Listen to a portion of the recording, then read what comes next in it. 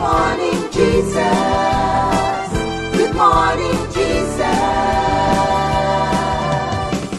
Good morning, good morning. Gising sa umaga, hanap-hanap ka. Lulot ang salita mo, nagbibigay buhay.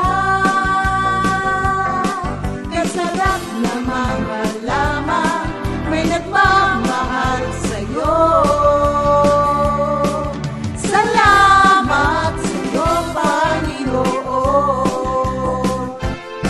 Walang pagsubok na di mo kakayanin mo. Sa bawat panalangin, ikaw ay diringgin.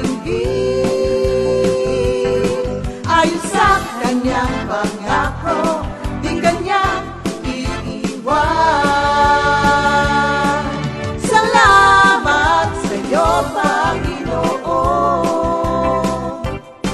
O kay buti mo, Panginoong Jesus. Kay ganda ng buhay kong taglay.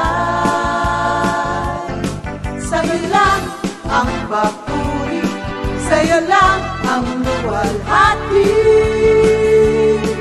Sa aking buhay, ikaw ang number one. O kay buti mo, Panginoong Jesus. Kay ganda ng buhay kong taglay. Sa'yo lang ang papuri, sa'yo lang ang luwalhati. Sa aking buhay, ikaw ang number one. Sa aking buhay, ikaw ang number one. Sa aking buhay, ikaw ang number one. Gising sa umaga, hanap-hanap ka. Lulot ang salita mo, nagbibigay buhay. Kasarap na malaman, may nagmamahal sa'yo. Salamat sa'yo, Panginoon. Walang pagsubok na di mo kakayanin mo. Sa bawat panalangin, ikaw ay diringgin. Ayon sa kanyang pangako, di kanya iiwan. Salamat sa'yo, Panginoon. O kay buti mo, Panginoong Jesus. Kay ganda ng buhay kong taglay. Sa'yo lang ang papuri, sa'yo lang ang luwalhati. Sa aking buhay, ikaw ang number one. O kay buti mo, Panginoong Jesus. Kay ganda ng buhay kong taglay. Sa'yo lang ang papuri.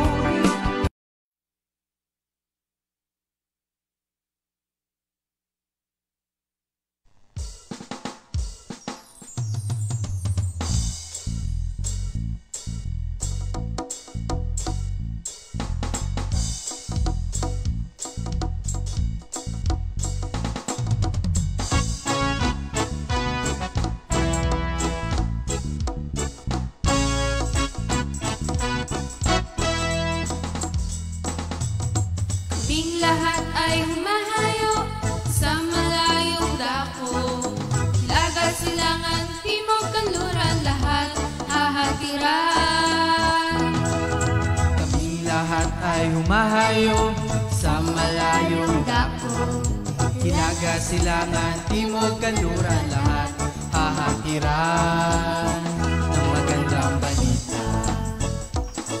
Salita ng kaligtasan, salita ng katotohanan, salita ng kasagalaan,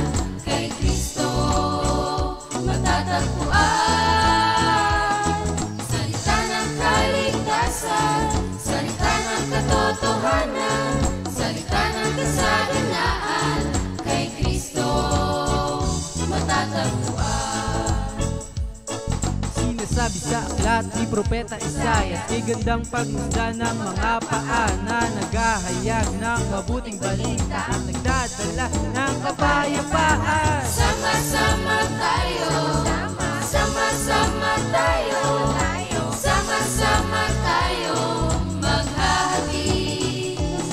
Salita ng kaligtasan, salita ng katotohanan, salita ng kasaganaan, kay Kristo matatagpuan. Sama-sama tayo, sama-sama tayo, sama-sama tayo, maghahati ng salita ni Kristo. Sama-sama tayo, sama-sama tayo, sama-sama tayo, maghahati ng salita ni Kristo. Sama-sama tayo, sama-sama tayo, sama-sama tayo, maghahati ng salita ni Kristo. Maghahati ng salita ni Kristo. Maghahati ng salita ni Kristo.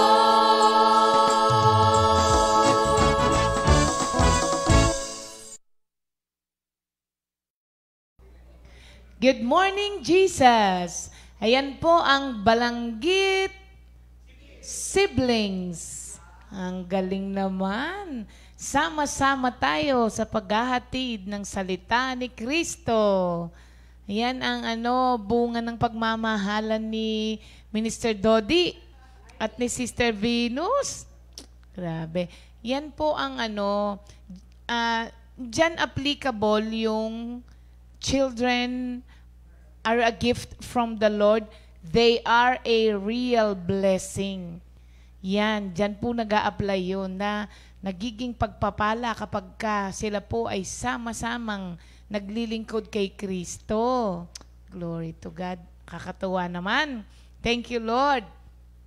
Panginoon, maraming salamat sa mga kagandahan po na ipinapakita ninyo sa amin. Sa buhay namin, Lord, araw-araw po sa aming libreng hangin na hinihinga, hindi na kailangan magbayad ng oxygen, sa masarap na tulog, Lord, hindi na kailangan uminom ng gamot na pampatulog, sa gana ng pagkain, hindi na kailangan uminom ng Apitens. Salamat po, Lord, sa mga bagay na ito na minsan nakakalimutan namin pong ipagpasalamat sa inyo. Pero ito po ang mga pagpapala na everyday ibinibigay mo sa amin. Kaya Lord, buong puso po nagpapasalamat kami. Again Lord, sa araw po na ito, pangunahan mo muli kami. Ang mga kapatid po namin Lord, na nasa kanya-kanyang bahay, sila man po ay biyayaan po ninyo Lord sa pamamagitan ng iyong salita. At Lord, ang mga kapatiran po namin, itinataas po namin sa inyo in a special way, ang mga kapatiran namin na may mga karamdaman ngayon Lord. Kayo po ang kagalingan nila at ang pag-asa nila, Lord. Kaya alam ko naman po, nandun lang kayo palagi sa tabi nila. Hindi sila iniiwanan. Lagi mo silang sinasamahan. Kaya maraming salamat po, Lord. In Jesus' name we pray. Amen. Thank you, Lord. Pagpapatuloy po, mga kapatid, ng ating pong Ephesians 2:10. For we are His workmanship, created in Christ Jesus for good works, which God prepared beforehand that we should walk in them. Thank you, Lord. Ephesians 2:10. At kahapon nga po, pinag-usapan na natin ang workmanship, na ang ibig sabihin din po nito ay craftsmanship. Craftsmanship. Ito po yung quality that comes from creating with passion, care, and attention to detail. It is the quality that is honed, refined, and practiced over the course of a career. Kaya sabi ko nga sa inyo, ang pagkakalalang ng Diyos sa atin ay ganito. It is also the quality that something has when it is beautiful and has been carefully made. So, pwede nyo bang sabihin sa katabi nyo, you are beautiful.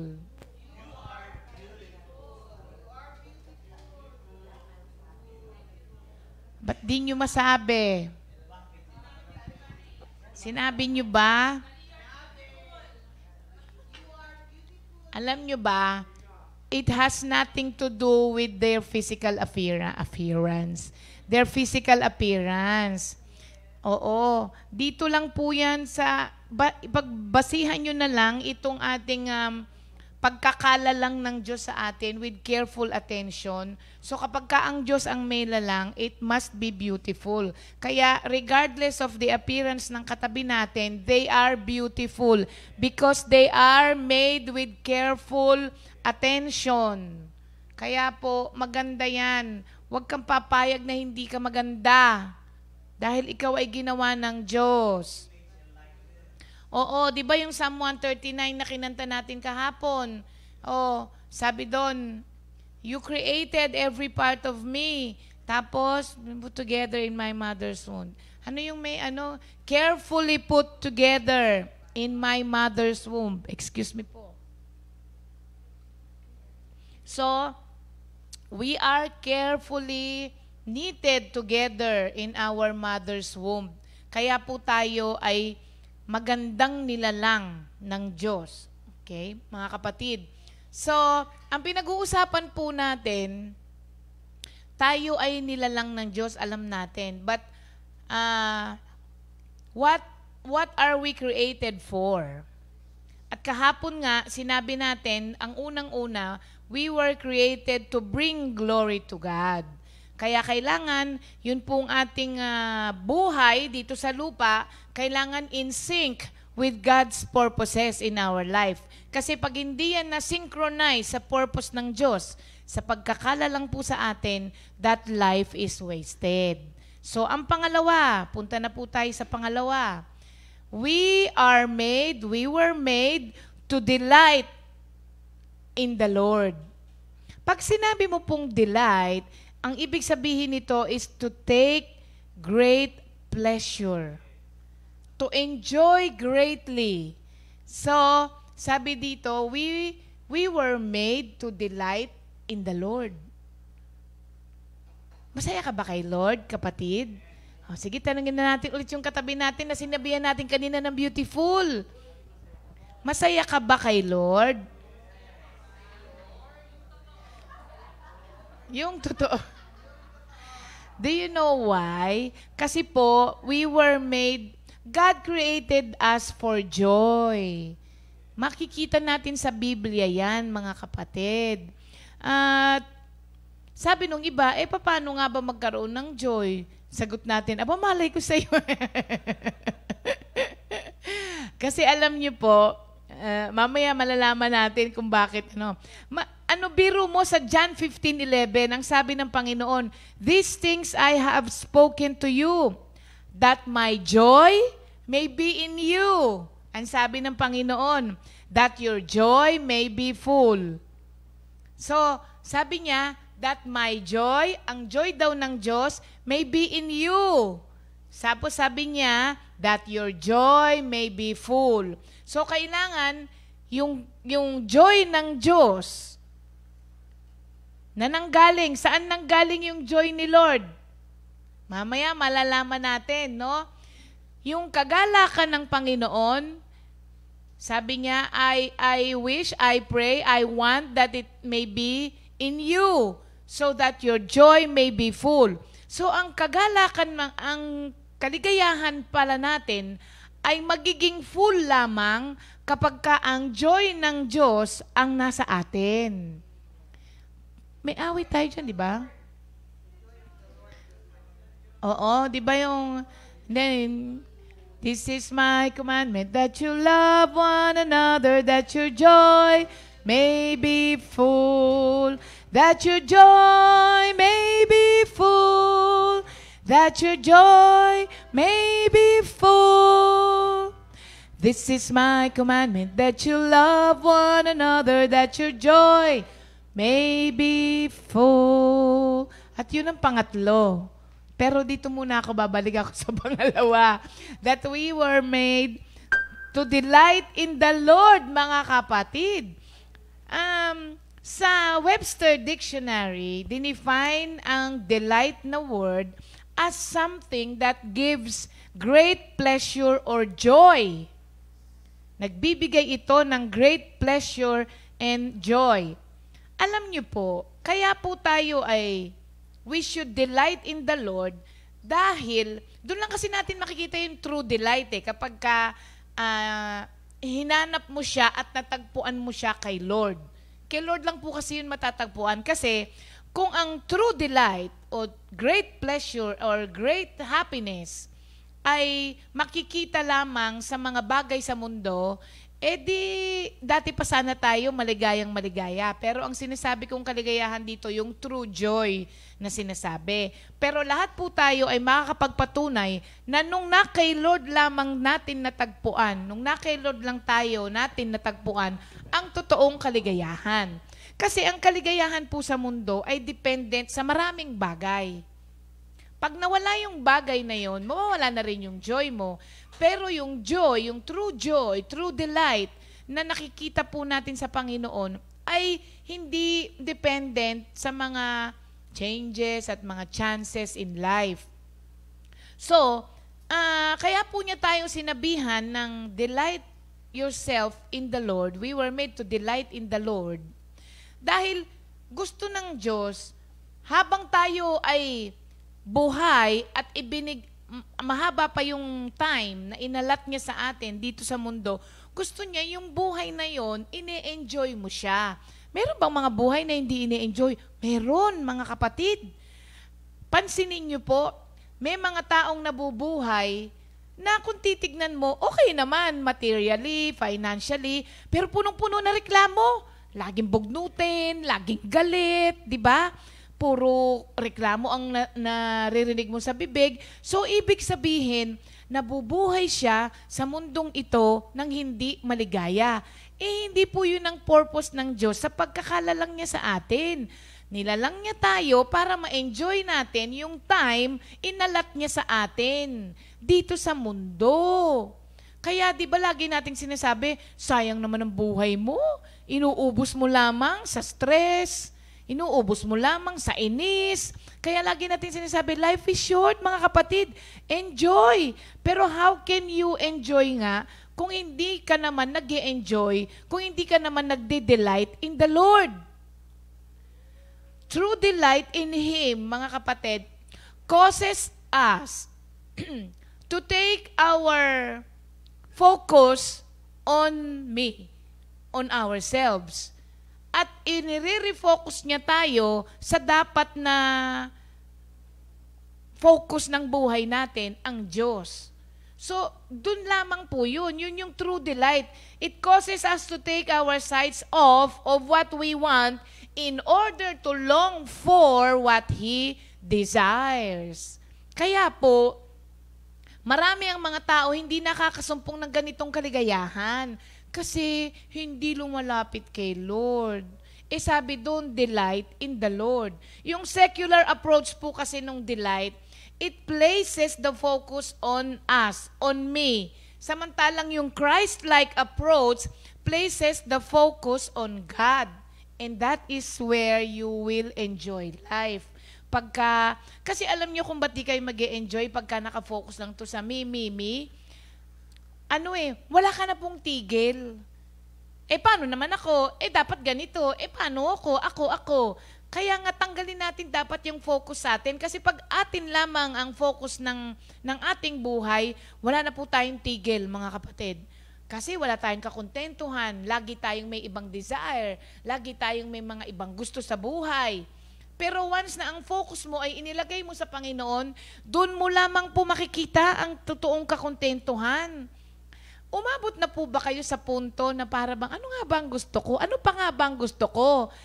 Although wala sa iyo ang lahat ng bagay na meron ng mundo, pero may experience mo yung, hindi ko alam parang wala na. Pero wala naman lahat sa iyo ang lahat ng bagay. Pero nasasabi mo, ano kailangan mo? Wala naman. 'Di ba? So yung parang paradox din, Wala ka naman, ng mga bagay na inaalok, material, wala ka naman lahat eh. 'Di ba? Pero pag tinanong ka anong gusto mo, nasasabi mo, wala naman, okay na ako, okay lang ako. Yun mga kapatid. Kapag ka nawala na kasi yung focus natin, yun eh. Pag nawala na yung focus natin sa sarili natin, wala ka nang kailangan. Kasi nga, wala na yung focus sa sarili mo. Nasa Diyos na at siya ang ating kakontentuhan. So, alam niyo po ba na one of the greatest blessings is to discover the joy of a relationship with the Lord. Yun na po ang greatest blessing. Kaya nga sasabihin mo minsan, okay na ako. Pwede na akong mamatay, sabi nung iba. Totoo yun, nasasabi yun ng ibang tao. Hindi naman sila morbid. Pero yun po yung state ng puso nila. Kaya po sasabi, pwede na akong mamatay. Si Mami Pas nga, sabi, di ba kayo natatakot sa bakuna? Sabi niya, hindi nga ako natatakot mamatay sa bakuna pa. Sabi niya nung nagpa-vaccine. Alam niyo po kung bakit? Okay na siya.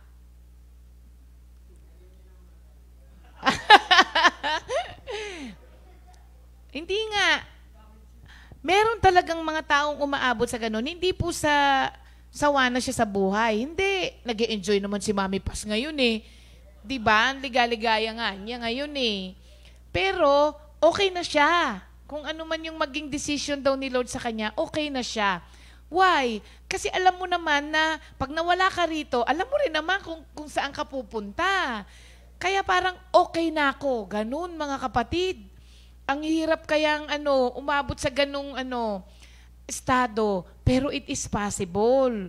Kasi yun ang greatest blessings when you have a relationship with the Lord. Sabi mo, papaano yan? Papaano makukuha yan?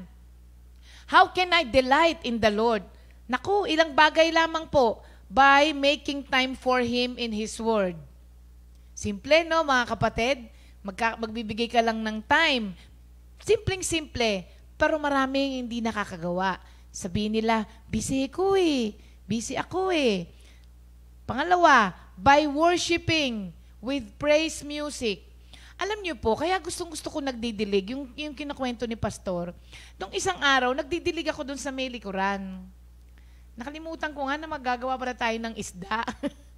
Nagdidilig ako sa may likod. Dahil si Brother Raul kasi madami nang ginagawa. Alam niyo, habang nagdidilig ako, kinakausap ko si Lord. Tapos, kung ano-ano yung mga nasasabi ko sa Kanya. Tapos sabi ko, nung isang araw, sabi ko, In your majesty, I came to know your glory. Sabi ko, in redeeming me, I came to know your mercy. Alam niyo yung ganon, na habang nagdidilig lang ako, sabi ko, ano ka nga ba sa buhay ko, Lord? Kung ano-ano yung, alam mo yun, kung ano-ano yung mga lumalabas sa akin na minsan nauuwi sa kanta, yung mga ganyan. Oo. Habang kahit ano kasi yung ginagawa mo, pwede. Kasi alam nyo pa, mga kapatid, ang isang taong in a relationship with someone, kahit ano yung ginagawa niya, nasa isip pa rin niya yung karelasyon niya. Totoo yun. Kaya, kung may relasyon kayo ng Diyos, dapat palaging nasa isip mo ang Diyos kasi siya yung karelasyon mo eh. Tapos alam nyo, may nabuo nga akong kanta. Sabi ko, I have today and forevermore to praise you, my Lord. I have today and forevermore to praise you, Lord. You have given me so much, I could never speak of them all. You have done so much for me. I'm forever grateful, Lord. Yun, ano lang yun? Oo, kasi napuno yung ewan ko po ba mga kapatid, akala nyo ba sa inyo lang po merong magandang nagawa itong GMJ? Sa akin, sobra. Oo mga kapatid, akala nyo po, di ba, maraming nagde-thank you sila sa GMJ, nagme-message sa akin, ganito. Pero alam nyo, ako po, blessed na blessed din talaga dito. Kasi alam nyo, ngayon lang ako nakakapag-aral ng walang putol. sometimes, sabi ni pastor, ako muna para makapagpahinga ka. Sabi ko, hindi ako napapagod. Promise. Kaya minsan pag sinabi niya, hindi, sige, ako na lang muna. O sige. Pero kahit na nagpapahinga siya, nag-aaral na ako para doon sa susunod pag natapos na siya. Kasi nakakaaliw talaga po mga kapatid. Nakakatuwa po ang mag-aral ka ng salita ng Diyos. Tapos alam nyo, sa gabi, di ba, may mga times na hindi ako makatulog. Tama si Arnold. Ay, hindi pala si Arnold. Tama si Dr. Arboleda. Sabi niya yung classical music, nag-download ako ng Christian classical. Pagka minsan nakaganon ako. Sabi, meron akong mga instrumental, yung He's exalted, together exalted, I will praise Him. Meron akong ganon, no? Ang ganda-ganda ng mga playlist na yon. So, nakakatuwa po talaga na kapag merong kang relasyon sa Panginoon, doon talagang magdi-delight ka, mga kapatid. Kaya nga po, I doubt kung ang isang tao na laging bugnutin, meron namang relasyon kay Lord, pero baka naman po cool off sila. Kasi pag may karelasyon ka at nag-cool off kayo, hindi ka makausap sa bahay. Di ba? Tingnan mo ka.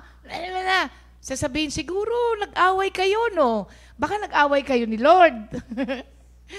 Oo, baka kinailangan nyo ng space from the Lord. Kaya hindi kayo makangiti. Alam nyo, minsan mahirap aminin. Kasi ayaw nating masabi na wala na tayo kay Lord. Pero ang totoo po nun, kapag palagi tayong bugnutin, lagi tayong nagrereklamo, lagi na lang pangit ang nakikita mo sa paligid mo, aba, ang isang taong in love, mga kapatid, walang nakikitang mali eh. Minsan nga yung ibang tao, may nakikita ng mali sa karelasyon nila, pero siya, hindi siya ganyan. Di ba? Kasi mahal niya at may karelasyon siya. Eh yun nga, dito lang yun eh. May mga nakikita na nga ibang tao sa karelasyon mo, pero ikaw wala. Kaya once sinasabi mo, may relasyon ka sa Diyos, pero wala nang lumabas sa bibig mo kung hindi reklamo, chismis, problema, galit, sama ng loob, baka nga nag-away na kayo ni Lord o kaya nag-cool off. Ang problema nito, baka mamaya break na kayo ni Lord, hindi mo pa alam.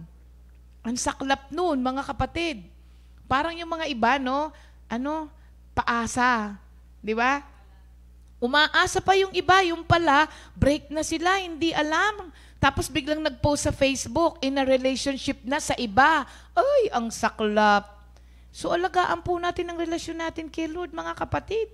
Huwag nating ipagpalit sa mga bagay na pang dito lamang sa mundo. Pangatlo, staying in communication with Him. Yun nga yung sinasabi ko sa inyo, kahit ano po ang ginagawa natin, pwede tayong magkaroon ng communication kay Lord. Tapos, admiring who He is in nature. Alam niyo si Pastor, laging wala pa akong nakitang tatalo sa excitement ni Kuya sa buhay. Parang minsan wala namang dapat ika-excite. Alam mo yon, parang, pero grabe yung excitement niya. Di ba lahat tayo natataranta pag excited siya? Pero ganun talaga siya. Like halimbawa, pupunta kami sa dedication. Pag nakita niya yung ipapadedicate, wala man lang mga dekorasyon, maghahanap talaga siya ng paraan. May halaman po kayo, aayusin niya yung kasi gusto niya, binibigay lagi yung best. Sabi niya, ide-dedicate mo na nga yung anak mo, hindi mo pa gandahan. Di ba? Hindi mo pa i-prepare. O halimbawa, merong gustong magpakasal. Gusto niya talaga, maganda. Minsan na nga, pinipigilan ko na lang siya. Bebaya mo na sila. Wag na. Kaya lang po, yun, ganun siya ka-excited. Kaya nga favorite niya yung kay ganda ng buhay, kay gandang pagmasdan. Siguro kung may power lang siya, para pagandahin ang buhay ng mga taong ma-experience niya. Yung nung nagpa-dedicate nga, although maganda yung yung ginawa ni Sister Noemi. Sabi niya, tanggalin muna natin tong mga mesa ha. Tapos lagay mo yung mga sila dito. Halika, meron ka bang ganito? Ganon siya. So, wag po kayong ma-offend minsan ha. Talagang gusto lang niya na maging maganda kasi gagawin mo na nga lang, pagandahin na. Yun ang gusto niya. So, kailangan po, i-admire natin ang Diyos. Pagka napunta ka, pag napunta ka ba sa magandang lugar, napapa-thank you Lord ka ba? Grabe. Grabe yung creation ni Lord. Ang ganda. Ang ganda. So, sino ba may gawa niyan, di ba? Oo, kagaya ni Sister SP. Nagtatanim na rin sila. Nakita niyo si Mama Nene? Nasa bubong, hindi ba? Ilan taon si Mama Nene? 86? 86 years old, umakyat pa sa rooftop. Ibang klase talaga yun si Mama Ne. So, ayun po. Admire God. Hindi nyo nakikita ang Diyos sa nature. Yun. Hindi mo pwedeng i-admire kasi you cannot admire God in nature kung hindi mo ina-acknowledge na siya ang merong gawa noon. Kaya maganda ang puno, kaya magandang bukirin. Pag hindi mo to in-acknowledge na dahil yan kay Lord, ay hindi mo nga siya ma-admire in nature. At use your creativity to glorify Him. Ano ba ang pwede mo? Saan ka magaling? Diyan ka magaling. Saan ka magaling? So kung saan ka magaling, use that creativity to glorify God. Magaling ka bang kumanta? Baka mamaya, niya ako eh. Kanta ka para kay Lord. Yun nga wala sa tono, gustong gumanta kay Lord. Tapos ikaw na magaling kumanta, ayaw mo man lang i-offer kay Lord yan. Siya rin naman nagbigay ng talent sa'yo. Sabihin, sali ka sa memorization.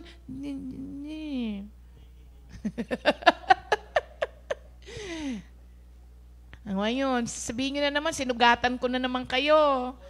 Hindi naman aaray pag walang sugat. Di ba mga kapatid?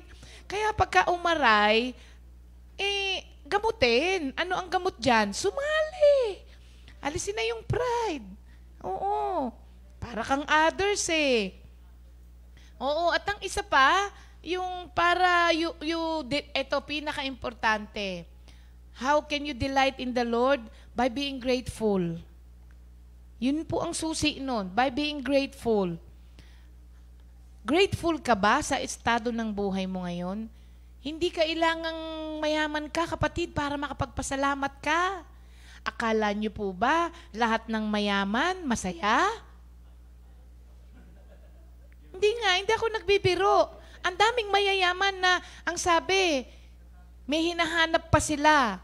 So, ang pagiging grateful, wala po sa estado ng buhay. Nasa estado ng puso. Kaya mga kapatid, kapag hindi ka grateful, how can you delight? Hindi ka nga thankful. Ang isang taong thankful, laging masaya yan. Kasi ina-acknowledge niya na ang lahat ng bagay na meron siya at ang lahat ng dahilan kung bakit maligaya siya, ina-acknowledge niya na galing sa Panginoon. Kaya, masaya siya lagi sa relasyon niya sa Panginoon. Kaya we were made for joy. Kaya sabi nung awitin ni Gary Valenciano, shout for joy, sing His praises, di ba? Lift your voice unto the Lord. Sa buong maghapon, baka naman tumataas ang boses mo sa pagsigaw sa anak mo. Baka tumataas ang pitch mo dahil sa inis sa asawa mo. Baka ang BP mo tumataas dahil sa stress mo. Sabi rito, pataasin mo ang boses mo at pitch mo sa pagpupuri sa Panginoon mo. Kaya mga kapatid, wag yun nang pababain ng aking energy. Ganito po talaga ako.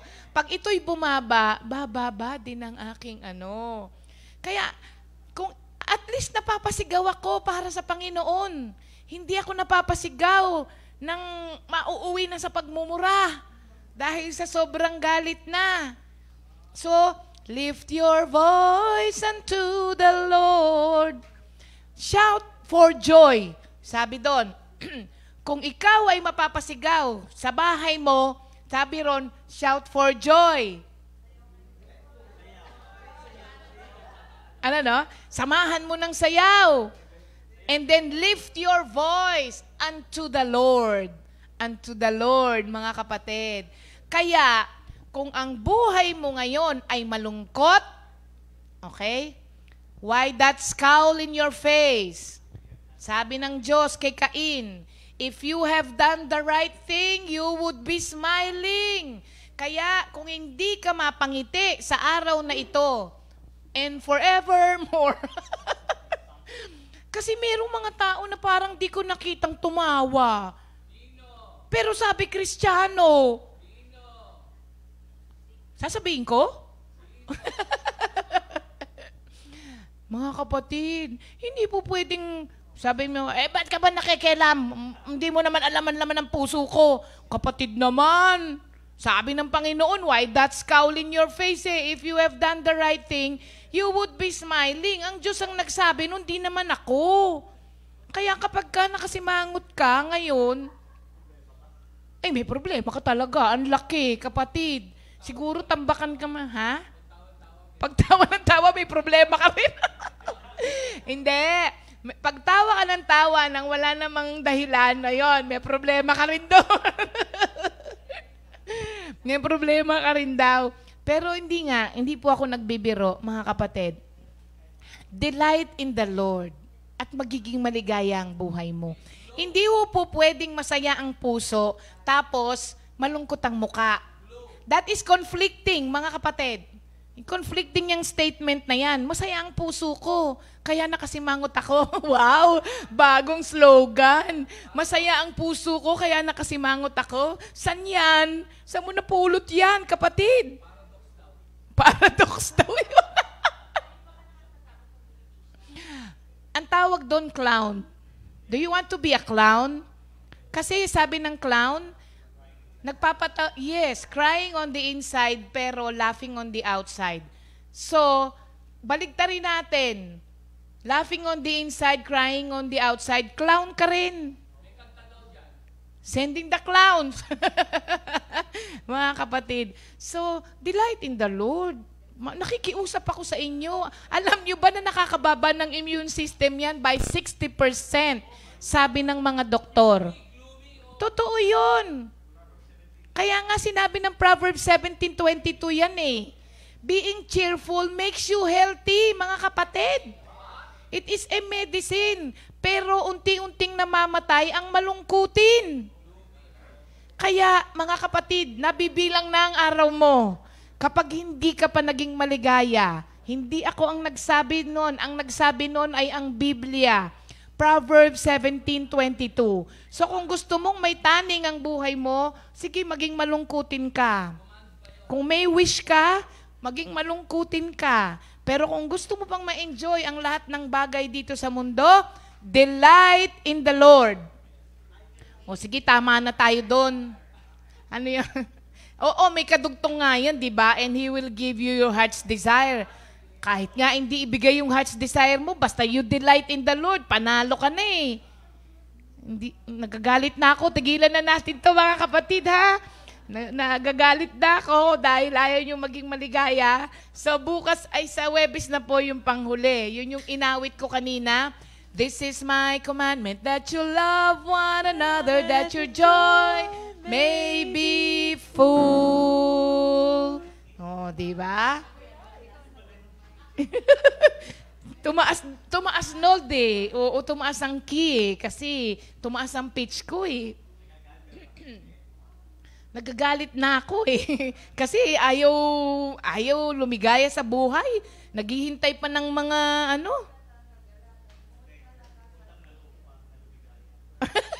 Oo, nakikiusap na nga ako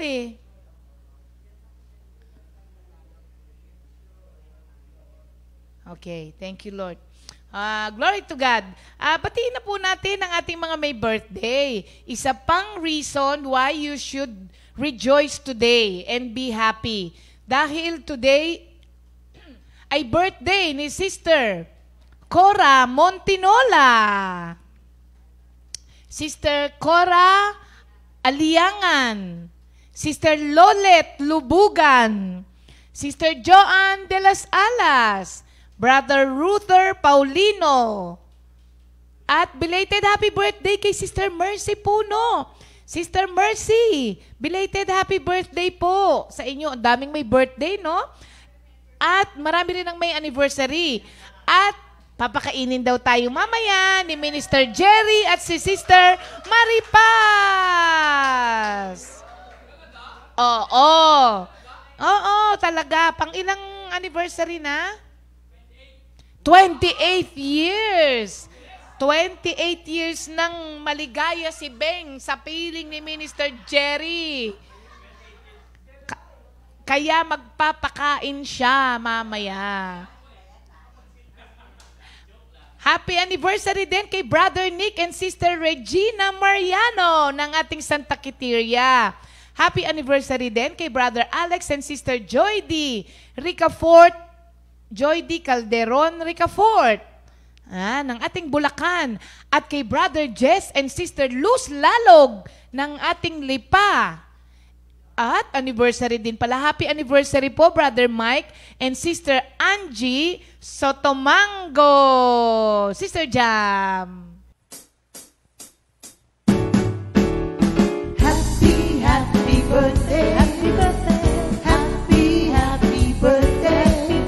Happy birthday. Happy birthday to you.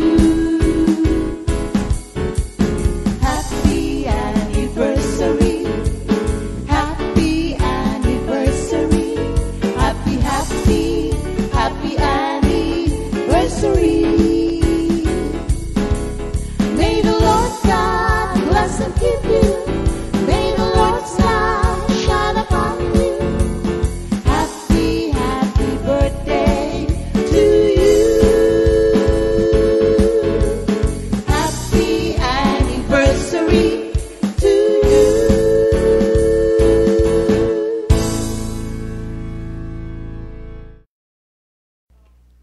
Ayan, mga kapatid, enjoy your day po, ha? This is your day. Enjoy it with thanksgiving. Kasi sabi sa Ecclesiastes, be grateful for every year you live. Okay. Ngayon, habol ang mga senior. Ang mga game na, senior and non-senior. Wow, ang dami ng seniors. Oh. Puro seniors daw yan. Diba? Hindi ko naman hindi ko po kayo pinagalitan, mga seniors. Baka mamaya kaya sumali, no? Okay, konti na lang pala to. Sister Jesusa! In the tune of, ano? Dito ka na. Kinabahan na naman daw siya. My goodness. Oo, may tono ba? Wala po. Wala. Okay. Asawa ka nga ni Butch. Okay, go. Ang Diyos ang nagsabi nito, akong si Yahweh na inyong Diyos na naglabas sa inyo sa Ehipto at nagpalaya sa inyong pagkaalipin. Unang utos, huwag kang sasamba sa ibang Diyos liban sa akin.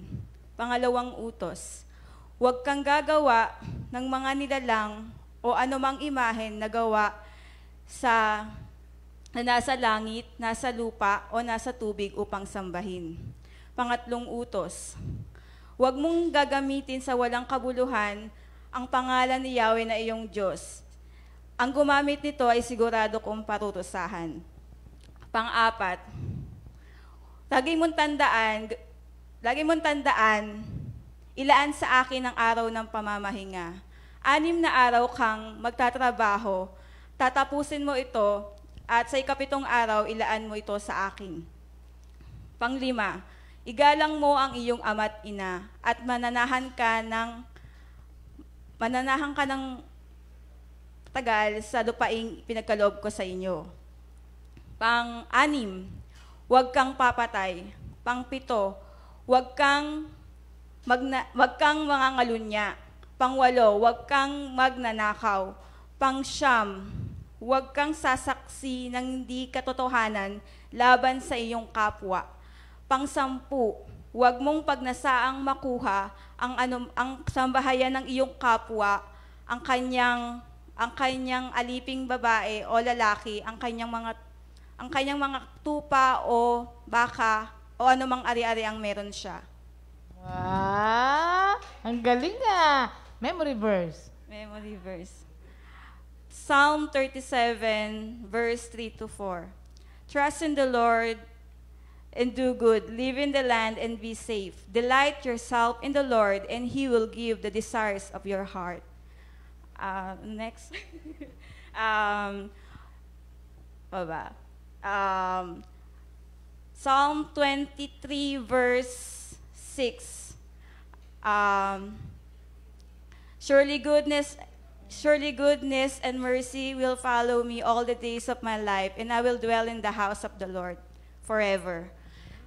Next is Psalm 144, verse 15. Bless those whose the Lord is God.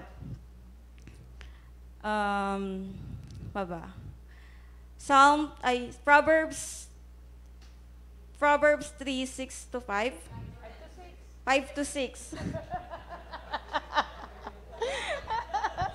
Sige. Trust in the Lord with all your heart. Never rely on what you think you know. Remember your God in everything you do, and He will show you the right way. Yung paborito ng asawa mo? Mark 5, verse 37. 34. 34. 34 ba? Baliktad na. Sige.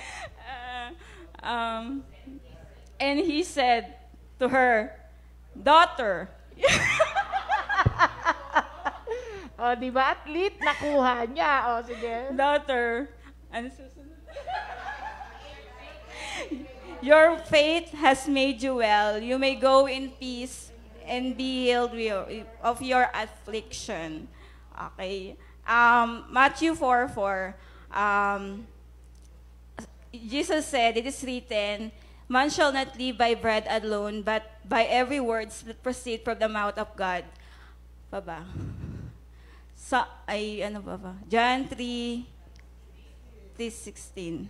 For God so loved the world that He gave His one begotten Son, and whosoever believe in Him shall not be perished, but have eternal life. Tapos, ano pa ba? Isaiah talaga. Sa Psalm 51 verse 10-12. Baligtad pala siya, no? 12-10. Create in me a pure heart, O God, and renew right spirit within me. Do not cast me from your presence, O Lord, or take your Holy Spirit from me. Restore to me the joy of your salvation and grant me a willing spirit to sustain. Psalm 119 verse 11. Thy word that I hidden in my heart, that I may not sin against thee. Ayaw mo kasing kantahin, kaya nakakalimutan mo. Teka lang. Psalm 121. Romans 10 verse Ayaw niya kumanta. 11.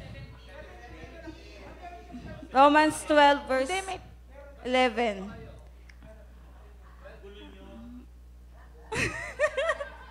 Do not be lazy, work hard, and serve the Lord enthusiastically.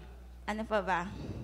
Madami akong kinabisado ng, pero talagang Okay na yun. nahulog lahat. Oo, alam ko nagkabisado. Pagka ganyan yung kahit kinakabahan, alam mo talaga na nag-memorize sila. Oo. Kaya thank you Lord na yan. O sige, kumuha ka doon na kay asawa mo ng regalo. Thank you Lord. Okay, after nitong dalawa na to, lagyan natin ng pangalan nung mga asawa na, kasi ang tinawag lang natin, isa sa mag-asawa. 'Di ba? Para i-distribute. So, meron pang regalo para doon sa mga may asawa. After this, ha? Halimbawa, dalawa. Si Butch yung isa. O, wag mo tanggalin yung pangalan ni Butch. Si Mama Nene na talaga sa Webes. Sa Friday, yun na yung mga asa-asawang hindi natawag. Oo. Ay, asan ang pangalan ni Sally? So, kulang.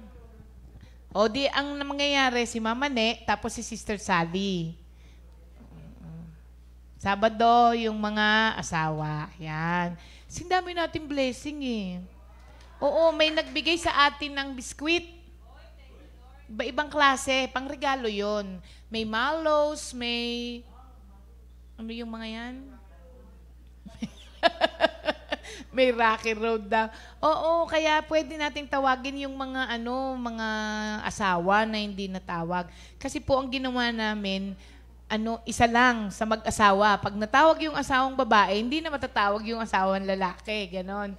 Isahan to distribute the blessings. Pero dahil meron pa at nag-overflow, so tatawagin din natin sila.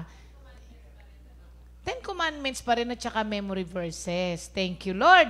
Malapit na tayong matapos sa 10 Commandments. At mga kapatid, meron pa tayong susunod. Ang susunod natin ay ang Beatitudes. Yes. Kasi para malaman mo na ikaw ay pinagpala. Nandun lahat yun. Kaya pa ng powers? Uhi kayo naman, si Nanay Aning, nakita nyo kahapon, 90 years old. Kung mag-memorize, kaya yan. Thank you, Lord. Okay, tawag na tayo ngayon sa ating mga kapatiran na nag-game na. Nanay Clemen, si Ima, very good si Ima. Sige, Ima, yung regalo mo, i-Gcash ko pag ikaw ang natawag. Brother June Mangigad, Sister Tita Bernes, Sister Telma Mariano, Sister Rose Orpilia, di ba? May representative ang Pampanga, Pangasinan, Baguio. Nanay Feli Alaray and Sister Connie Manalad, may Amerika pa. Yung isa, taga Nasugbu, Pampanga, Santa Cruz, Pangasinan, Cainta, Baguio, at California. Hindi Mendez yan. California na. June Mangigad, taga Santa Cruz yan. Okay, spin na jam.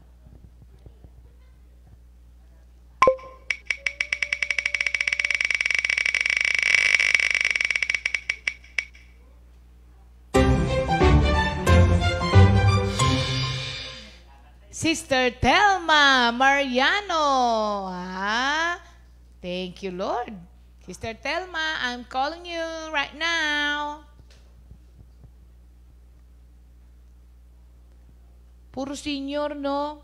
Galing talaga ng mga senior natin. Sabi nyo, ang senior, makakalimutin na. Di totoo yun. Ako nga, senior, makakalimutin na eh. Ay, ako nga, hindi senior eh. Pabaligtad. Si Susa kasi pabaligtad eh. Proverbs 3, 6-5. Rome. Psalm 51, sabi niya, 11-10.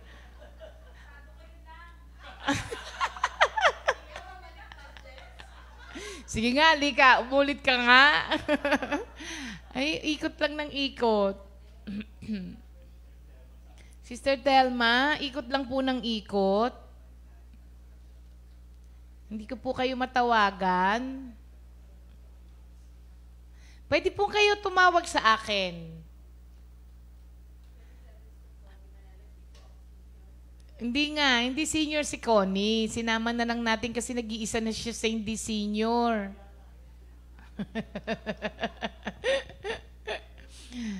Sister Telma, handyan po ba kayo? Last na lang natawag ko to. Oo nga. Ayun, si Sister Telma. Okay. Good morning po. Opo. Good morning po, Sister Telma. Good morning po. Kamusta po kayo? Okay, gusto po sa lahat. Good morning po sa lahat ng kapatiran. Good morning po. Kamusta po kayo? Ito po, kasama si Lord. Ayan, mag-isa lang kasi sa bahay, Sister Telma eh. Ayan, Sister Telma, finally Opo. po, finally, natawag na po kayo at alam ko ready na kayo. Mabuti po. Mabuti. 17 po ako ngayon. Nandun pala po siya sa kamusta. Po. Hinihintay ko pa. Thank you po. Oh. Sige po, Sister Telma, whenever you're ready po. Opo. Thank you, Lord. God is love. Thank you po. Tapos na. God is love, love of God is keeping His commandments. One, you shall have no other God. Nagkaka-echo. Ay, pakihinaan niyo po yung volume. Nagkaka-echo po eh. Apo, hinaan niyo po yung volume ng cellphone niyo po.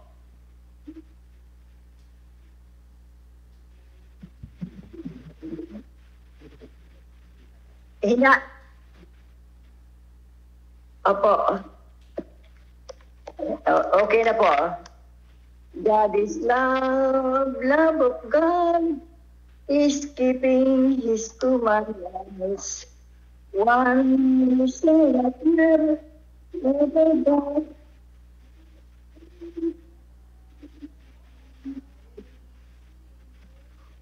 One shall not know other gods before me.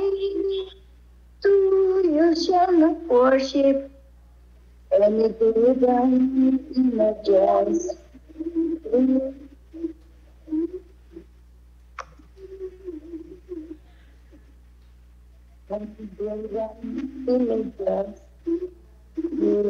Three you shall not take the name of eternal God in vain.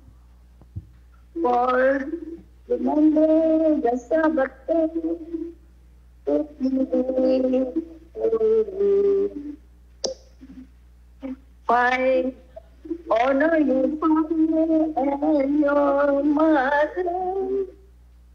Six, you shall not murder. Seven, you shall not commit adultery. Eight, you shall not steal. Nine, you shall not bear false witness. Ten, you shall not commit. This is the first and greatest commandment. Love your God with all your heart, soul, mind. Second, greatest commandment. Love your neighbor as yourself. Ayan. Therefore, love is the fulfilling of the Lord. Thank you, Lord. Amen. Glory to God. Ayan, ang tono po ni Sister Telma ay Amazing Grace. Tama po, Sister Telma? Di syempre, pinahinaan ko yung volume. Di niya na narinig yung sinabi ko. Sister Telma, congratulations po. Ayan. Ito po ang inyong regalo at idadaan po niyan sa inyo pag napunta dito si Minister Jeff. Ayan. Congratulations, Sister Telma. God bless po.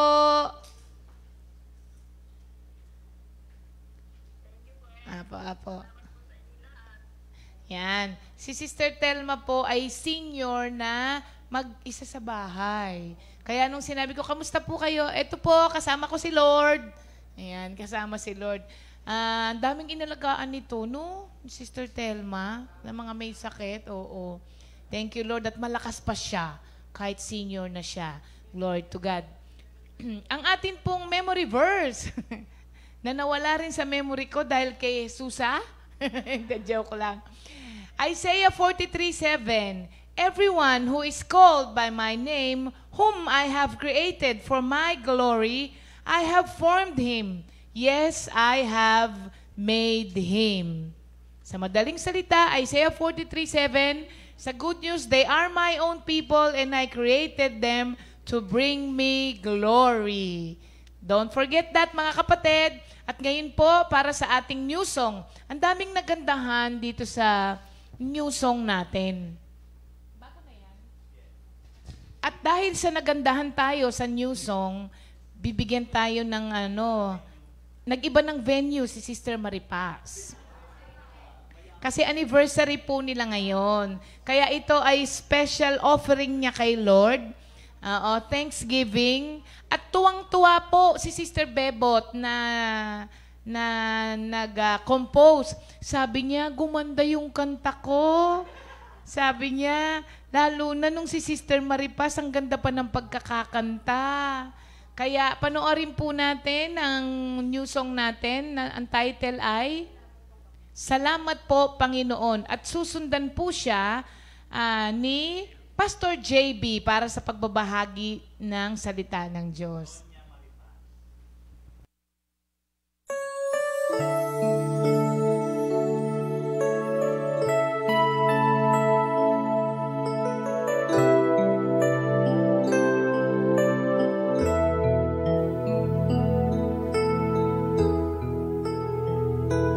Salamat po, Panginoon, sa bagong buhay ko ngayon.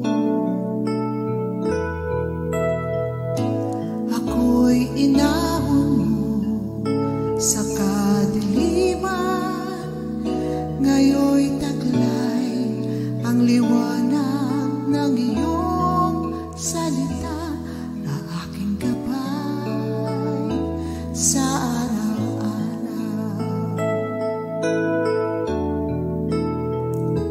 Salamat po, Panginoon, sa ligayang nararanasan. Ikaw, O Diyos, ang kakamay, dahil sa pag-ibig mo walang hanggan.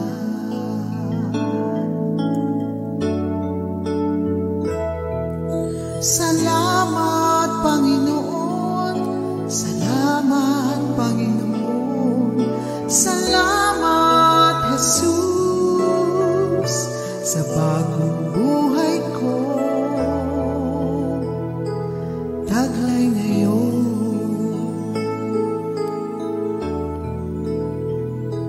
Salamat po, Panginoon, sa bagong buhay ko ngayon.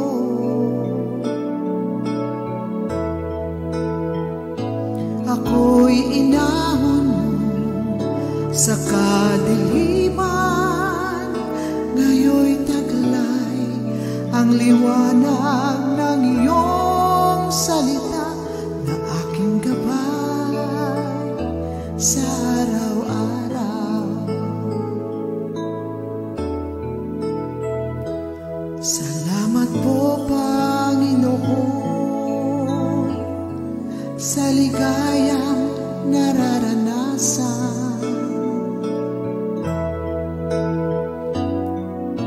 Ikaw, O Diyos, ang kakapay, dahil sa pag-ibig mo walang hanggan. Salamat, Panginoon. Salamat, Panginoon. Salamat, Jesus, sa bagong buhay ko. Taglay ngayon.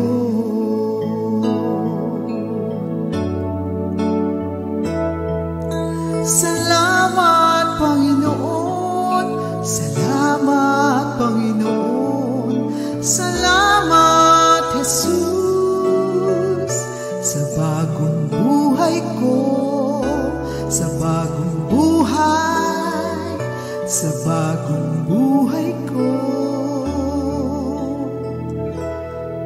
taglay ngayon.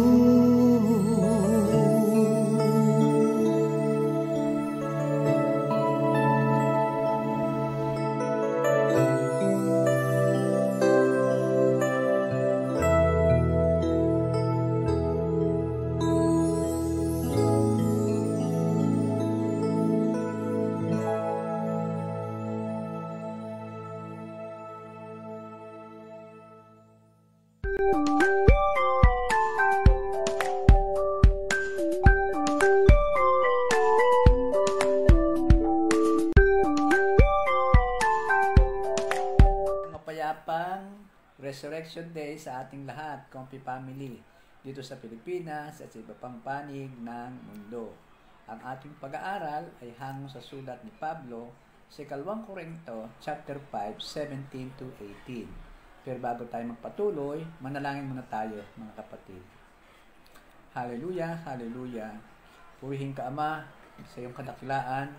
Salamat sa iyong katapatan. Salamat sa iyong pagmamahal. Muli po, pangunahan mo kami sa aming pag-aaral na ito ng banal mong salita. Panalangin ko po na maging karapat-dapat sa iyong pandinig ang bawat salitang aking bibitiwan at pati na ang aming pagninilay-nilay sa mga salitang ito hanggang sa aming pagsasabuhay ay masunod namin ang iyong kalooban. Naway makita ka sa aming buhay ng lahat ng mga anak para sa iyong karangalan at kaluwalhatian sa pangalan ni Jesus. Hallelujah, hallelujah, amen. Buksan na po natin ang ating mga Bible sa 2 Corinthians 5, 17 to 18. Sa 2 Corinthians 5, 17 to 18, babasahin ko po sa Tagalog. Kaya't kung nakipag-isa na kay Kristo ang isang tao, isa na siyang bagong nilalang. Wala na ang dati niyang pagkatao, sa halip ito'y napalitan na ng bago. Ang Diyos ang gumawa ng lahat ng ito. Sa pamamagitan ni Kristo, ibinilang niya tayong mga kaibigan at hindi nakaaway at pinili niya kami upang ang iba pang mga tao ay maging kaibigan rin niya. Yon ang 2 Corinthians 5, 17 to 18. Ang title po ng ating pag-aaral ay We Are New Creatures. Ito yung bahagi ng The Power of the Resurrection. Ang pinagkunan po natin ay mula po sa ating mga narinig na sa ating mga pastors sa buong Comfy, pati na po yung personal na insight at experience po ng inyong abang lingkod at ilan po doon sa internet at doon po sa Brown Trail School of Preaching at sa iba po. Salamat sa Diyos sa ating pag-aaral. By the way, mahalaga ring mabasa natin ang 2 Corinthians 5:14 to 21 dahil yung mga salitang kaya't o kaya nga o therefore sa English ay ang mga pinagkuhanan ng kabuuan ng verses 17 and 18. Amen? So puntahan na natin ang buod ng pag-aaral. Dapat nating malaman na tayo mga resurrection people are new creatures. Let us reflect on this. It is important to understand that we are what we are as Christians, not merely what we ought to do, what we ought to be, nor what we will be, but what we are as Christians, bilang Kristiyano. Halimbawa, bilang mga Pilipino, dapat ang ating isip, puso at diwa at gawa ay kilos Pilipino. Ganda rin po ang mga Kristiyano. Dapat sa isip, sa salita at sa gawa ay makita sa atin. So, ang pangalawa, ito pong text natin declares that what every Christian is a new creature, mga bagong nilalang. Therefore, if we understand this and believe, we will start acting like what God expects us to act, like new creatures. Hanggang ngayon, napakarami nagsasabing sila ay Kristiyano, but they are still acting like they did before they became Christians. And all they have to look forward to is a surprise on the judgment day. Matthew 7, 21 to 23. Hindi ang bawat isa na nagsasabi sa akin, Panginoon, Panginoon, ay makakapasok sa paghahari ng langit, kundi ang gumagawa ng kalooban ng aking amang nasa langit. Sa araw na iyon ay marami ang magsasabi sa akin, Panginoon, Panginoon, hindi ba sa iyong pangalan ay naghayag kami ng salita katulad ng mga propeta, at sa iyong pangalan ay nagpalayas kami ng mga demonyo, at sa iyong pangalan ay gumawa kami ng maraming himala. Pagkatapos nila ay ipahayag ko sa kanila, hindi ko kayo nakikilala. Lumayo kayo sa akin, kayong hindi kumikilala sa kautusan ng Diyos. So, what does being a new creator, yung resurrection people, implied? Una sa lahat, resurrection people have a new relation to God. We have a new relation to God. It is new due to a changed relation to the law of God. Sa 1 John 3:4-5, ang bawat nakakaasala ay lumalabag sa kautusan ng Diyos, sapagkat ang kasalanan ay paglabag sa kautusan. Nalalaman ninyo na parito si Kristo upang pawiin ang ating mga kasalanan, at siya'y walang kasalanan. Ang nananatili sa Kanya ay hindi nagpapatuloy sa pagkakasala. Ang sino man nagpapatuloy sa pagkakasala ay hindi nakita ni nakilala man sa Kanya. Sin is the transgression of the law of God, pagsuway sa batas ng Diyos. The one who is in Christ is pardoned of these past sins and therefore does not face condemnation due to the laws previously broken. Isa dito sa Roma 8, verse 1-2. Kaya nga, hindi nahahatulang maparusahan ang mga taong nakipag-isa na kay Kristo Jesus. Wala na ako sa kapangyarihan ng kasalanan at kamatayan, sapagkat pinalaya na ako ng kapangyarihan ng Espiritong nagbibigay buhay sa pamamagitan ni Kristo Jesus.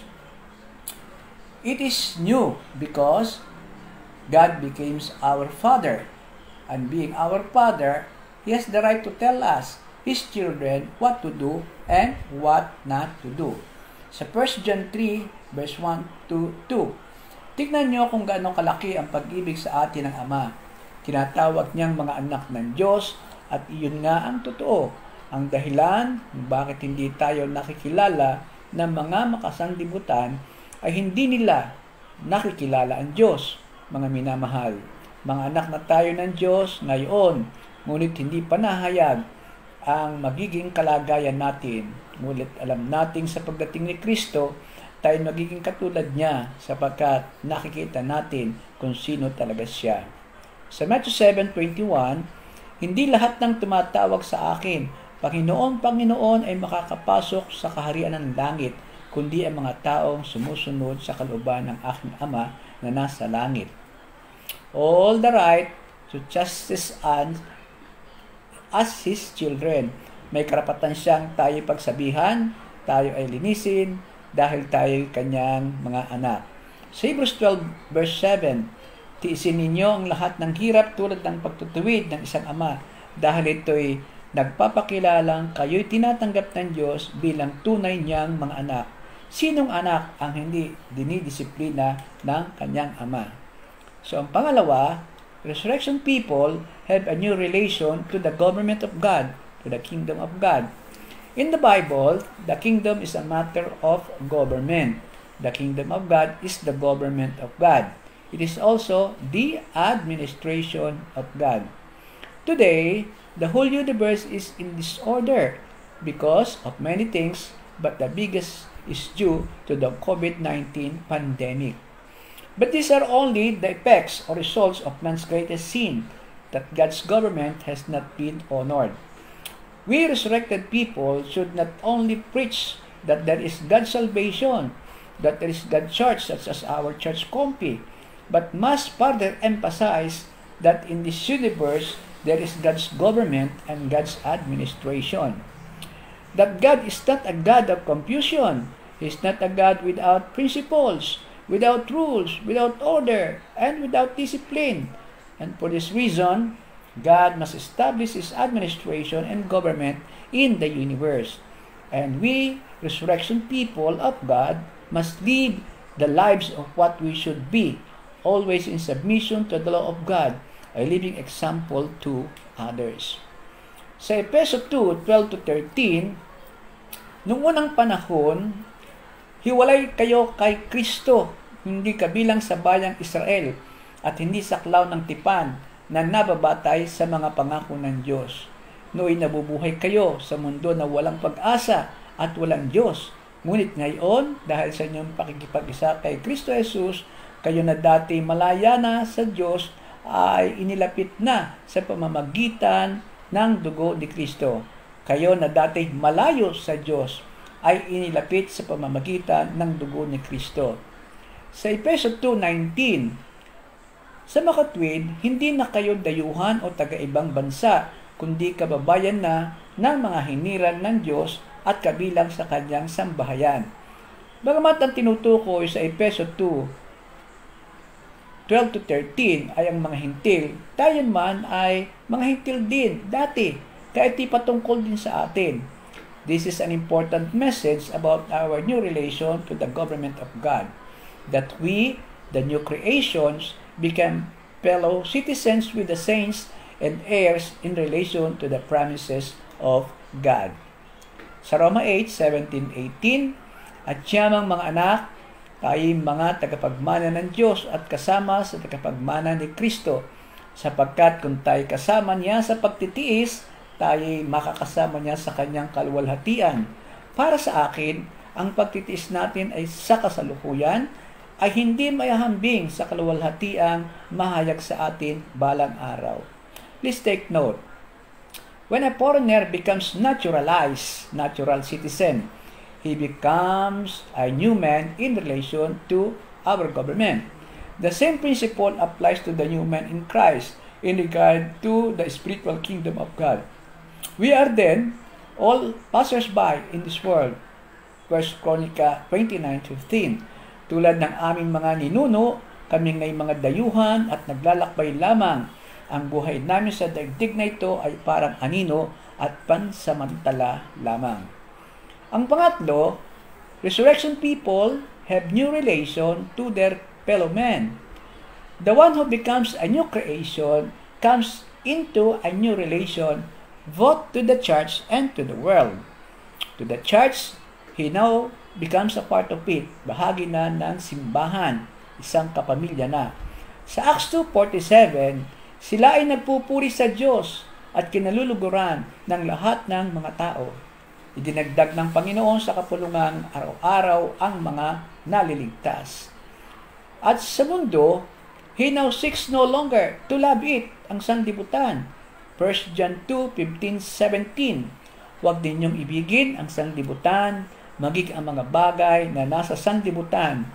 Kung sino man ay umiibig sa sanlibutan, wala sa kanya ang pag-ibig ng Ama. Ito ay sapagkat ang lahat ng nasa sanlibutan, ang masasamang pagnanasa ng laman, ang masasamang pagnanasa ng mga mata, at ang kapaluluan sa buhay, the lust of the flesh, the lust of the eyes, and then the pride of life. Ang mga ito ay hindi mula sa Ama, kundi sa sanlibutan. Lumilipas ang sanlibutan at ang masasamang pagnanasang nito, ngunit ang gumagawa ng kalooban ng Diyos ay mananatili magpakailanman. Please take note, when a person becomes a new creation, the old standing is entirely changed. All things are passed away. A new man has new responsibility as he now serves the Lord. Matthew 6:24. Walang taong makapaglilingkod sa dalawang Panginoon, sapagkat maaring kaputan niya ang isa at ibigin ang ikalawa. Maaring maging tapat siya sa isa at pawalang halaga ang ikalawa.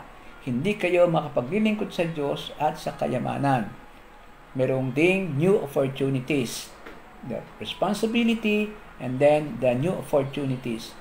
Sa Galatians 6:10, kaya nga sa lahat ng pagkakataon ay gumawa tayo ng mabuti sa lahat ng tao, lalo na sa mga kapatid natin sa pananampalataya. Ang pangapat, resurrection people have a new set of experiences. No implication that he will always dwell upon the mountaintop. Walang pangako na lagi na lamang nasa tagumpay. Neither is it suggesting that we will no longer have struggles and disappointment. Nandyan pa rin yan. Only that a new factor has come into his life that touches and modifies every experience. Sa Roma 8:28, sa lahat ng nagmamahal sa Diyos at kanyang pinili, Alam nating sa lahat ng bagay ay gumagawa ang Diyos para sa mabuti, kasama ng mga nagmamahal sa Kanya, silang mga tinawag ayon sa Kanyang layunin. What are the factors, the new factors? We have now an abiding consciousness of security, not previously with us. Sa Matthew 28 verse 20, matapos bigyan ng commandment ang mga tao, sabi niya sa 19, kaya't humayo kayo, gawin yung alagad ko ang mga tao sa lahat ng bansa, bautismuhan niyo sila sa pangalan ng Ama at ng Espiritu Santo, at sa verse 20, turuan niyo silang sumunod sa lahat ng inutos ko sa inyo, tandaan ninyo, ako'y laging kasama niyo hanggang katapusan ng panahon. I will never leave you nor forsake you. Yun ang blessed assurance, the abiding consciousness of security. Merong new blessings that will come. Sa Efeso 1, 3-4, purihin ang Diyos at Ama ng ating Panginoong Jesucristo, pinagkalaban niya tayo ng lahat ng pagpapalang espiritual at makalangit dahil sa ating pakikipag-isa kay Kristo. Bago palikhain ang sanlibutan, pinili na niya tayo upang maging Kanya sa pamamagitan ng ating pakikipag-isa kay Kristo, upang tayo'y maging banal at walang kapintasan sa harap niya. Dahil sa pag-ibig ng Diyos, tayo Kanyang pinili upang maging anak niya sa pamamagitan ni Hesus Kristo. Ang pangatlo, merong courage. Courage is found in knowing that they are on the right side, even in a world full of sin. Pilipos 1 verse 20, ang aking pinakananais at inaasahan ay ang hindi ako mapahiya sa anumang bagay, kundi sa lahat ng panahon ay buong tapang kong maparangalan si Kristo sa buhay o sa kamatayan. Pag-asa, hope. Hope becomes a precious element in this new experience. Sa Titus 1 verse 2, sinugo ako upang patibayin ang pananampalataya ng mga hinirang ng Diyos at upang palawakin ang kanilang kaalaman sa katotohanan tungkol sa pamumuhay na maka-Diyos at bigyan sila ng pag-asa sa buhay na walang hanggan bago palikhain ang sanlibutan. Ang buhay na ito'y ipinangako na ng Diyos na kailanmay hindi nagsisinungaling. Ang panglima at panghuli, resurrection people are new creatures at the center of His being, mula sa puso, hindi lamang panlabas. Becoming a new creation, we must understand that we are speaking of that which comes from within. Ezekiel 36:26-27, bibigyan ko kayo ng bagong puso at bagong espiritu. Ang masuwanyong puso ay gagawin kong pusong masunurin. Bibigyan ko kayo ng aking espiritu upang makalakad kayo ayon sa aking mga tuntunin at masunod niyong mabuti ang aking mga utos. Ang pangalawa, this new creation has been born anew. Yes, tayo po'y born again. John 3 verse 3, sumagot si Jesus, pakatandaan mo, malibang ipanganak na muli ang isang tao, hindi niya makikita ang paghahari ng Diyos. At ang sinumang makipag-ugnay kay Kristo Jesus ay bago na. Wala na ang dati, wala na ang luma, say bago na. Please take note again. Being a new creation is not just a changing of the old into a new. It's not changing. It is actually making new that what which was old. Romans 6 verse 4, sa makatuwid, tayo namatay na at nalibing nakasama niya sa pamamagitan ng bautismo upang kung paanong binuhay muli si Kristo sa pamamagitan ng dakilang kapangyarihan ng Ama, tayo rin ay magkaroon ng panibagong buhay.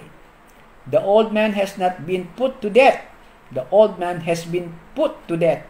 Romans 6:6, alam natin na ang dati nating pagkatao ay naipako na sa krus kasama niya upang mamatay ang ating mga kasalanang pagkatao at nang hindi na tayo maalipin pa ng kasalanan. Hindi na tayo maalipin pa ng kasalanan. And number 3, we have been made free from sin. Romans 6:18, pinalaya na kayo sa kasalanan, Kaya ngayon ay mga alipin na ng katuwiran. Praise the Lord. So, to summarize and also to conclude, what does being a new creatures, a resurrected people, implied? Again, so number 1, resurrection people have a new relation to God. Number 2, resurrection people have a new relation to the government of God, sa kingdom of God. And number 3, resurrection people have new relation to their fellow men. Number 4, resurrection people have a new set of experiences. And number 5, resurrection people are new creatures at the center of His being. Mula sa puso, hindi lamang panlabas. Alam nating hindi lamang ito, marami pang iba. Sa ngayon, ito muna ang ating paniwalaan at tanggapin. At sapat ng paniwalaan nating God loves us more than we do. Amen. Hayaan po rin yung ipagdasal ko ang lahat sa pagtatapos po ng ating lesson. May the grace of the Lord Jesus Christ, the love of God, and the fellowship of the Holy Spirit be with you all forever and ever. Amen. Thank you, Lord, and peace be with you.